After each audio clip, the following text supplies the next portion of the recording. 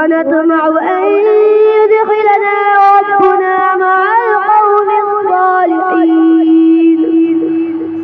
فأثابهم الله بما قالوا جنات تجري من تحتها الأنهار خالدين فيها وذلك جزاء المحسنين والذين كفروا وكذبوا بآياتنا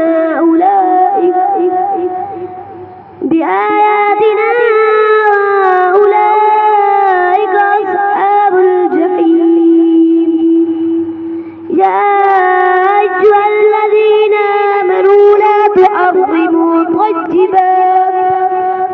لا تحرموا طيبات ما أحل الله لكم ولا تعتدوا إن الله لا يحب المعتدين وكلوا مما رزقكم الله حلالا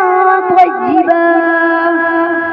واتقوا الله الذي أنتم به مؤمنون لا يؤاخذكم الله باللغو في أيمانكم ولكن